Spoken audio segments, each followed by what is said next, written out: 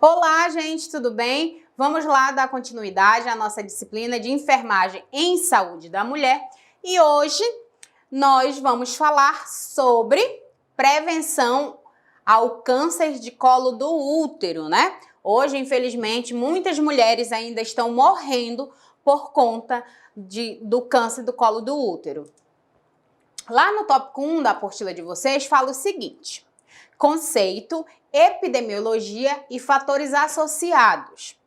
O câncer de colo do útero há décadas vem sendo alvo de atenção da comunidade científica, por ocupar lugar em destaque mais elevadas taxas de morbidade e mortalidade entre a população feminina, especialmente nos países em desenvolvimento, nos quais esse tipo de câncer relaciona-se com um perfil epidemiológico das mulheres, com as frequências dos fatores de risco, sobretudo com o grau de implementação de ações efetivas a curto e longo prazo em todos os níveis de atenção. Atualmente, estudos epidemiológicos têm relacionado o desenvolvimento do câncer do colo do útero ao comportamento sexual das mulheres à transmissão de agentes infecciosos como o HPV, considerado pela Organização Mundial da Saúde como principal fator de risco. Então vamos lá. Deixa eu dar um resumo geral para vocês.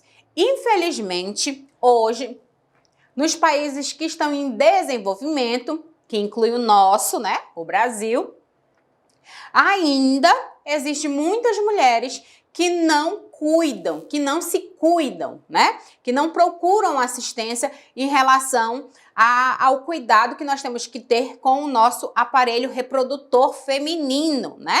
Nós temos que fazer os nossos exames, que é o Papa Nicolau, que ele é anual. Nós temos que sim, toda vez que sentirmos alguma coisa, procurar a unidade básica de saúde para ter uma consulta com a enfermeira ou para ter uma consulta com um médico, e aí assim eles vão decidir se vão encaminhar você para um especialista. E o especialista é quem? O ginecologista. Ele vai fazer todos os exames necessários para saber se você tem ou não o câncer. Mas em contrapartida, nós vamos falar aqui um pouquinho sobre o tratamento, as formas que podemos evitar, né, o contágio. Tudo isso nós vamos falar durante a nossa aula. Vamos lá. O estudo da revisão de literatura aponta que a incidência do HPV tem aumentado no Brasil. Infelizmente, as mulheres ainda insistem em manter relação sexual sem camisinha, desprevenidas, né? Desprotegidas. Então, por isso, o índice ainda é muito grande, tá? Anticoncepcional não evita de você pegar uma IST, que é uma infecção sexualmente transmissível, mas ainda existe, né, muitas mulheres que acham que quando estão tomando anticoncepcional estão protegidas de tudo. Anticoncepcional só previne uma gravidez indesejada. O resto, tudo, não tem como proteger. Há um único método, tá? De prevenção, que ele cuida tanto da mulher não engravidar, tanto para a mulher não ter uma IST, é o preservativo. Ele é o único, não existe outro. A Organização Mundial da Saúde vem abordando a infecção pelo HPV como infecção sexualmente transmissível, a IST, e é reconhecida mais de 100 tipos de vírus. Então, lembrando que um vírus, ele está em constante mutação, diferente de bactéria, tá? O vírus, toda vez que ele se multiplica, que ele se replica, então ele está se mutando. Então, até agora, reconhece mais de 100 tipos de vírus. Dentre eles, 20 podem infectar o trato genital e são classificados de baixo e alto risco, conforme a oncogenicidade, conforme o tempo, tá? Sendo os tipos 16 e 18 os mais correlacionados com o câncer do colo e do útero. Lembrando que 80% das mulheres que são diagnosticadas com câncer de colo do útero elas estão ou foram infectadas pelo HPV. Outros fatores, como o tabagismo, a multiplicidade de parceiro, o início precoce da atividade sexual, também pode sim fazer com que essa mulher desenvolva o câncer de colo do útero. Mais condições de higiene, alimentação, o uso de contraceptivos orais também tem sido associado ao surgimento da doença, cuja a incidência predomina em mulheres pertencentes à faixa etária de 25 a 59 anos, em associação aos fatores de risco citados. Lembrando que hoje a maioria dos especialistas, estão indicando que as mulheres usam o quê? O DIU de cobre, Ele é um método de barreira, mas ele não está liberando o quê? Hormônio constantemente. Esses hormônios que são colocados para o nosso corpo, ele prejudica sim o nosso corpo, mas cada corpo é um corpo e muitas das vezes as mulheres não se adaptam com o DIU. O corpo rejeita, as mulheres têm muito sangramento e aí, mas mesmo assim, hoje um dos métodos mais indicados para a saúde da mulher é o DIU de cobre. A mortalidade pelo câncer de colo de útero é evitável e essa afirmação se apoia na evolução lenta da doença, o que favorecem por meio de recursos tecnológicos e diagnóstico e o tratamento oportuno das lesões prepulsoras curáveis em até 100% dos casos. Vamos lá. O câncer do colo de útero, se descoberto inicialmente, as chances dele são muito grandes, mas pelo fato das mulheres só procurarem, algumas mulheres, tá? Toda regra tem sua exceção, pelo fato dessas mulheres que estão já no estágio avançado procurarem ajuda médica, ajuda da saúde, com o tempo, quando o estágio já está muito avançado, diminui as chances de cura para esse câncer, Então, é importante que a mulher ela tenha ciência que se ela precocemente descobrir, que está com câncer de colo de útero, as chances dela aumentam muito, muito mesmo. E vamos lá para os sinais e sintomas. Em geral, mulheres infectadas pelo HPV que apresentam ou não lesões pré-cancerosas, e ou que já tenham câncer de colo do útero em estágio inicial, não apresentam sinais e sintomas, os quais muitas vezes não iniciam até a doença se tornar invasiva e acometa tecidos próximos. Então, infelizmente, o câncer do colo do útero, ele só vai manifestar, só vai colocar para fora mesmo, que vai ser visível aos olhos nus, quando o estágio já está muito avançado. Então, é uma doença que nós podemos dizer que ela é silenciosa, mas ela dá sinais. Então, é por isso que é tão importante que a mulher comece a observar esses sinais. Reconheça o seu corpo, conheça o seu corpo, tá?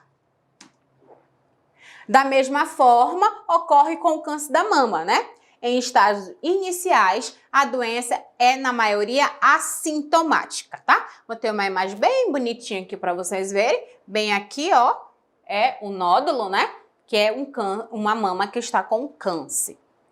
Em estágios mais avançados, a infecção por HPV, o câncer de colo de útero e o câncer de mama apresentam sinais e sintomas característicos, como mostra o quadro a seguir. Sinais e sintomas mais comuns na infecção por HPV e câncer do colo do útero. Prestem atenção que alguns sinais são bem parecidos. Vamos lá. Por infecção do HPV, lesões clínicas são os condilomas acuminados na região urofaringe, vulva, vaginal, cervicouterina e perinal visíveis a olho nu. Então, quando a gente já consegue enxergar aquelas verrugas. Sinais: secreção vaginal incomum, com sangue ou odor fétido. Tem um cheiro mesmo, um odor muito forte. Os sintomas. Vamos lá, mulheres, prestem atenção. Não é normal você manter relação sexual e sentir dor. Normal é você manter relação sexual e ser prazerosa. Dor ou desconforto durante ou após as relações sexuais. Dor ou desconforto em baixo ventre. Existe uma diferença muito grande entre dor e desconforto. O desconforto é aquele incômodozinho que você consegue fazer qualquer coisa, tá? E não empata você de fazer nada. Agora, a dor, ela pode te paralisar, dependendo da intensidade dessa dor. E os sinais do câncer do colo do útero. Olha só como é bem parecido. Sangramento vaginal anormal ou menstrual mais longo do que o habitual. Então, vamos lá. Uma mulher, a vida inteira, ela ficou, né? O ciclo menstrual dela, o tempo de sangramento dela era 5 dias.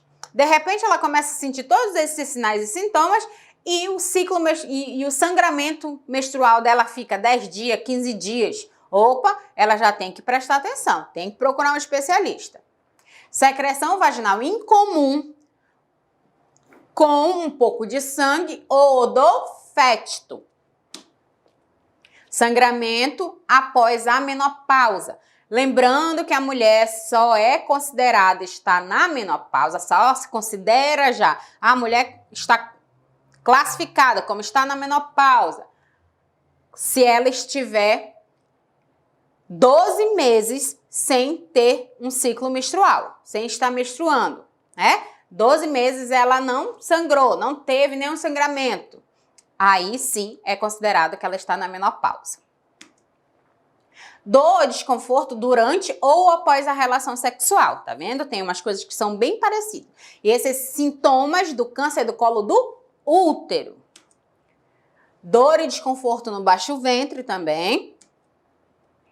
Dor ou urgência urinária, sangramento intestinal, constipação em estágios mais avançados da doença. Então, esses últimos sinais e sintomas já é quando o estágio está bem avançado, né, da doença. O câncer de colo do útero, em estado inicial, costuma ser rastreado periodicamente pelo ginecologista ou fazendo uma coleta de Papa Nicolau, né, que é o preventivo, que você pode fazer tanto com o enfermeiro como o ginecologista também. O enfermeiro, durante as consultas de rotina, realizado nas unidades básicas de saúde ou em clínicas particulares, também, né, conforme cada caso. Há 3 formas clínicas de apresentação da infecção pelo HPV. A lactente, a subclínica e clínica. O diagnóstico, prestem bem atenção, eu coloquei essa imagem bem visível para vocês entenderem realmente como fica, tá? O diagnóstico de forma clínica é feito pelo exame a olho nu, identificando as verrugas genitais ou condilomas acuminadas. Vamos lá. Toda vez que uma enfermeira vai fazer uma coleta, tá? Uma coleta de Papa Nicolau, uma coleta de preventivo, ela primeiro tem que fazer o quê? A análise tanto dos pequenos lábios, dos grandes lábios, né? Como está externamente o órgão da mulher e também, ó, a entradinha do ânus aqui, para saber se tem o quê? Algum problema, fissura, alguma ferida, alguma lesão, né? Alguma verruga, como nesse caso aqui que vocês estão percebendo, ó. Tanto no ânus como na entrada da vagina aqui, ó, ela já está com verrugas. Então aqui o estágio dela já está bem avançado. Os condilomas apresentam-se como tumores de tamanhos variados com projeções digitiformes, com diferentes formas, apresentando alça capilar central e em uma única base o aspecto couve-flor mais frequente. Então, quem já viu um couve-flor, né, sabe o que é um couve-flor? Ele se torna assim, ó, bem grande, né, redondinho assim, vários grumuzinhos assim, né? É assim que fica. Mais frequentemente multifocais e localizados preferencialmente em áreas de maior atrito na relação sexual. Então aqui, ó, nós estamos vendo bem na entrada, né, da vagina, do canal vaginal, e aqui, ó, no ânus também.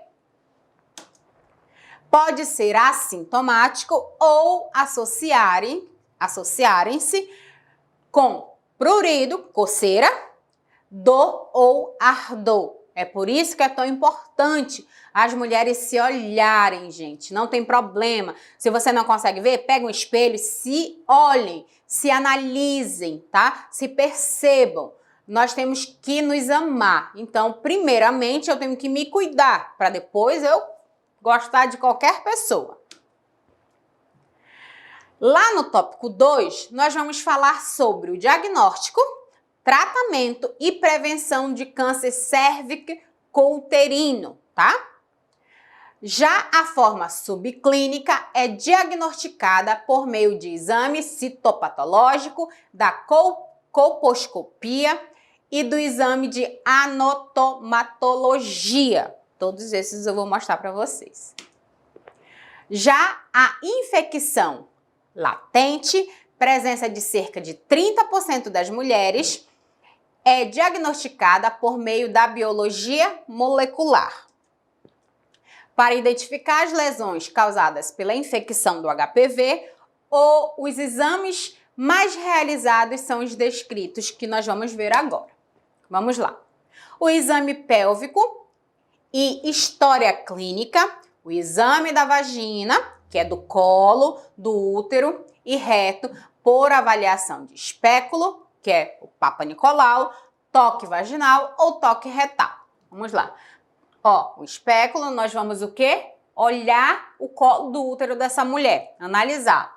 Nós vamos fazer a coleta, tanto com a espátula, com a escovinha, que nós vamos colher a endoscerve e a ectocerve, tá? Para fazer o exame. O exame preventivo, né, que é o Papa Nicolau, com a coleta das células do epitélio do colo do útero. Lembrando, gente, que o único propósito de vocês realizarem o exame Papa Nicolau, que é o exame preventivo, é para saber se vocês estão com câncer de colo de útero, tá? Ou HPV, que ali nós já vamos identificar. Não é para saber se vocês estão com candidíase, com gardnerella, com tricomonte, não é para identificar isso. Isso nós conseguimos identificar com sinais e sintomas que vocês podem relatar durante a consulta com o ginecologista ou com a consulta com o enfermeiro ou a enfermeira, ok? Na unidade básica de saúde. A colposcopia, tá? É o exame que facilita a visualização da vagina e do colo do útero por meio de um aparelho chamado colposcópio. Eita, nome difícil. Capaz de detectar lesões anormais nessa região. Então, tá aqui o aparelho, ó, tá? O médico, ele consegue analisar lá dentro do colo do útero mesmo para saber se tem alguma lesão, ele consegue visualizar. Já a biópsia, né? Quando as células anormais são detectadas, No exame de citologia oncótica, que é o Papa Nicolau, é necessário realizar uma biópsia. E o que é uma biópsia? A biópsia é quando você vai retirar um pedacinho do tecido lá do colo do útero para fazer um exame específico, para saber o que é, benigno, maligno. Geralmente, né, é câncer, mas a gente precisa ter um diagnóstico fechado. E o exame também é feito um exame de DNA, né? Esse exame de DNA coleta as células do colo do útero e verifica a presença de vírus. É um exame mais facinho, né? Por ser esse exame mais específico, esse exame é realizado em mulheres com o exame preventivo anormal. Então, deu alguma anormalidade, nós pedimos esse exame. Quando o câncer do colo do útero já está em curso, quando já está lá, aqui ó, a imagenzinha, já está lá, né? Instalado, já a doença já está toda manifestada. Alguns exames podem ser feitos para identificar a extensão e a malignidade do tumor, o quão severo está. A biópsia na região, a tomografia computadorizada, a ultrassonografia e ressonância magnética, a tomografia por imensão de proporções, né? De propotrões. Eita, quase que eu falei errado, tá? Então, todos esses exames, eles vão ser solicitados pelo especialista. Quem é o especialista da área? O ginecologista. Então, sempre que der uma anormalidade, nós vamos encaminhar, né, essa mulher para um especialista. Aí ele vai começar a tratar da forma que ele achar mais coerente. O câncer do colo do útero divide-se em diferentes estágios, permitindo-nos conhecer o grau de invasão celular. Quem fala isso é lá o Instituto do INCA, né? O INCA é uma instituição que só trata de câncer. Conforme o descrito, nós vamos ver. O estágio 0 ou carcinoma, quando as células cancerígenas ainda estão na superfície do colo do útero. Então, está inicialmente, que é o estágio 0, é quando nós conseguimos identificar que aquele colo do útero está com células, né, do carcinoma. O estágio 1, que é o estágio 1 depois de quando nós conseguimos identificar, né, precocemente, aí já está no estágio 1, quando o câncer invade o colo do útero, mas se mantém na região sem ir para fora do colo do útero. Não está ainda externamente. O estágio 2, o câncer já cresceu para fora do útero, mas ainda não se espalhou para as paredes da pelve e da vagina. O câncer e o estágio 3, o câncer atingiu a vagina e a parede da pelve e pode estar bloqueando quem? A uretra, por onde nós fazemos o xixi, a urina. O estágio 4, o câncer já se espalhou para as outras regiões do organismo, como bexiga, reto, pulmões e fígado. E o tratamento? Como é que nós vamos fazer o tratamento desta mulher? Lembrando que quem vai tratar essa mulher é o oncologista, né? É o médico que cuida do câncer, especialista na área, mas sempre, né, com ginecologista, que ele sempre tem as mesmas especializações. As opções de tratamento para o câncer de colo do útero, descrita a seguir, variam conforme a estadiamento do tumor mencionado. Vamos lá. Como é que está esse tumor? Que tamanho, de que forma, que estágio ele está? Se está estágio 1, 2, 3, 4, aí vai depender de como vai estar. Aí nós temos a cirurgia, o cirúrgico, né? Retira-se total ou parcialmente o tecido afetado pelo câncer. No caso do câncer cérvico-uterino, a indicação seria pela retirada parcial. Somente o colo uterino ou total do útero. Então, muitas das vezes, as mulheres preferem que tirem logo o colo do útero, né?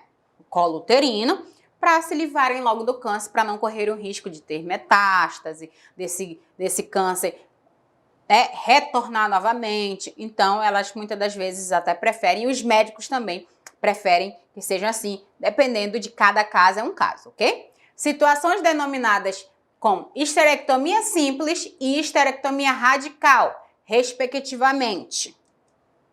A radioterapia usa radiações para eliminar as células cancerígenas, podendo ser feita externamente ou internamente. Lembrando que radioterapia, quimioterapia, ela não vai afetar só as células que estão com câncer, mas ela também vai matar as nossas células boas. E isso dá muito transtorno para as pessoas que estão fazendo esse tratamento, fica debilitado, ficam com a imunidade baixa, sofrem muito, tem reações adversas, é muito ruim. A quimioterapia pode ser feita como um complemento à radioterapia, tá? Então, pode associar as duas, ou para reduzir o tumor antes da cirurgia. Se o médico preferir, o especialista preferir, vai fazer a radioterapia e a quimioterapia para na hora da retirada do tumor, né, ele está com um tamanho menor, reduzido. No caso das lesões pré-cancerígenas no colo do útero, as opções de tratamento envolvem a destruição desse tecido de 3 formas. Vamos lá. A crioterapia, as células malignas são destruídas por meio do congelamento. Então, se congela as células lá, as células malignas, e a gente destrói. Tratamento a laser pode ser usado para destruir o tecido com as células malignas. A imunoterapia, considerada uma forma de tratamento no qual o câncer é tratado utilizando o próprio sistema imunológico do paciente para atacar as células malignas. E o que nós vamos fazer em relação a essas mulheres? Quais vão ser as ações preventivas que nós podemos fazer para ajudar essas mulheres? As ações preventivas, a prevenção primária do câncer do colo do útero está relacionada à diminuição do risco de contágio pelo HPV, né? Vamos lá, vou voltar bem aqui para falar um pouquinho em relação às ações que nós podemos fazer.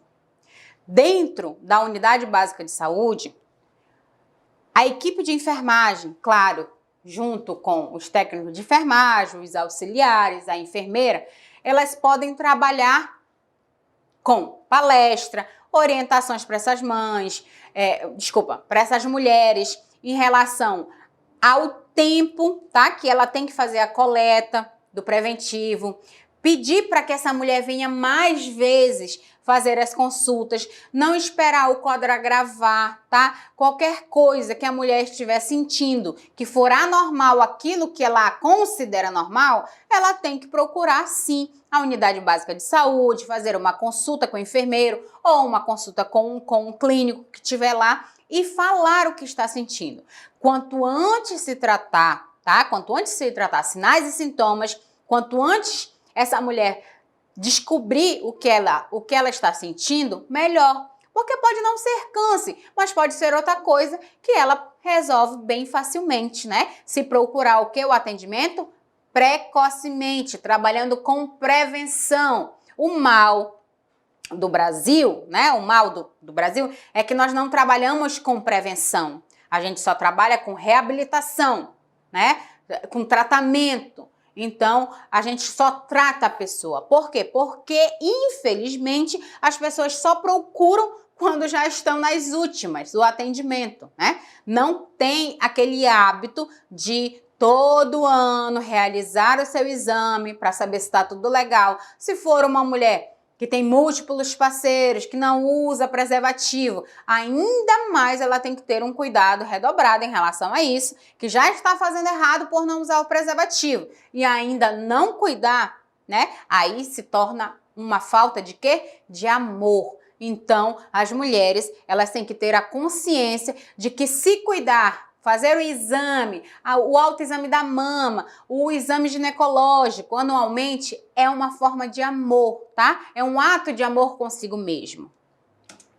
Vamos lá. E quem pode, né? Quem pode se vacinar contra o HPV?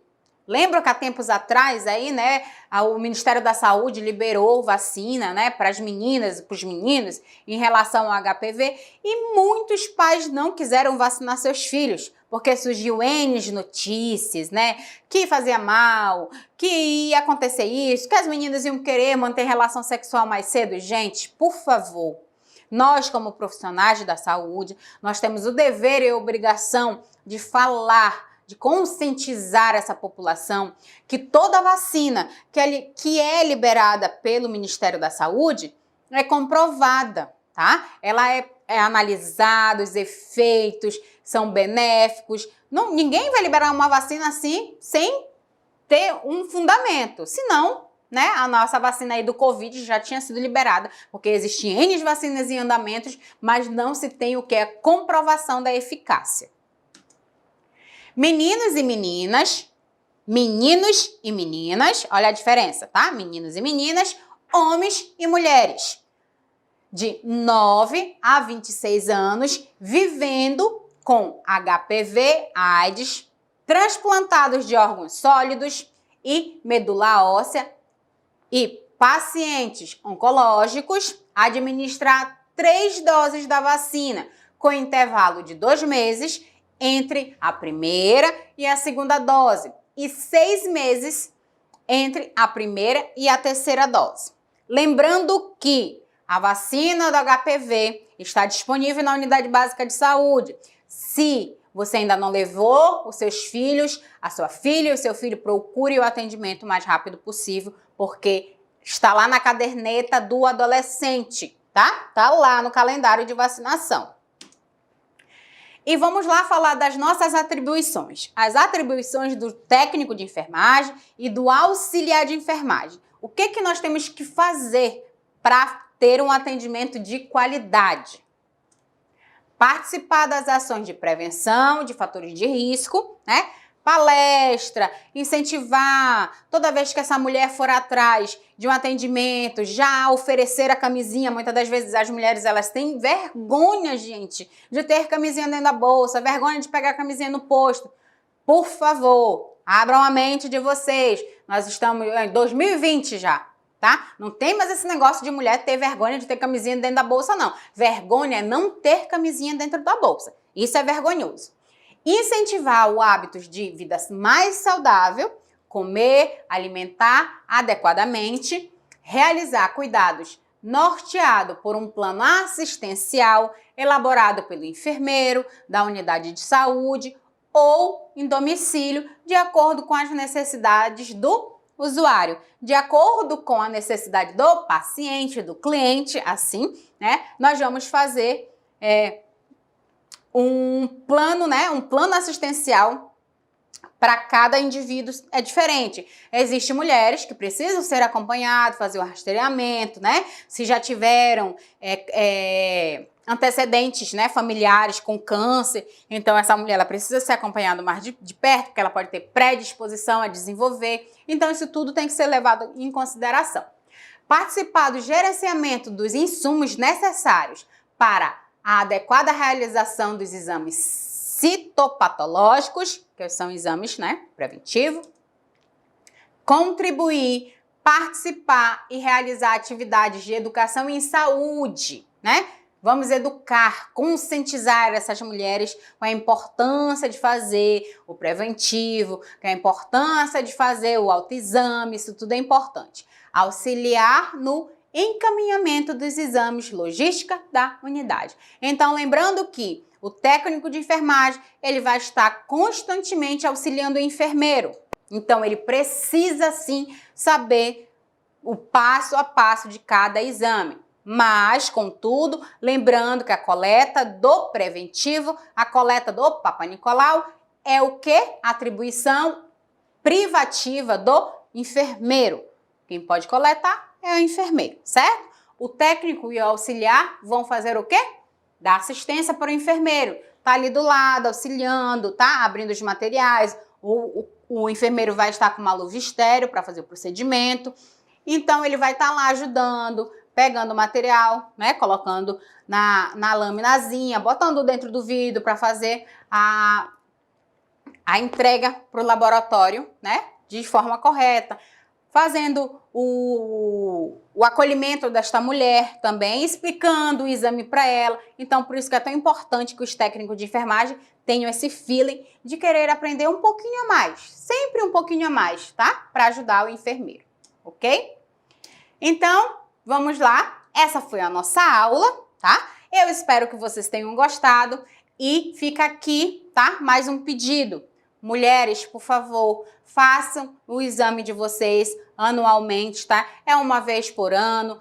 Eu sei que é muito constrangedor, né? Eu faço o meu todos os anos. Não é um exame fácil, mas nós precisamos fazer. Fazer o exame preventivo, o autoexame da mama, é um ato de amor consigo mesmo, tá? Muito obrigada e a gente se vê na próxima aula. Beijo, tchau!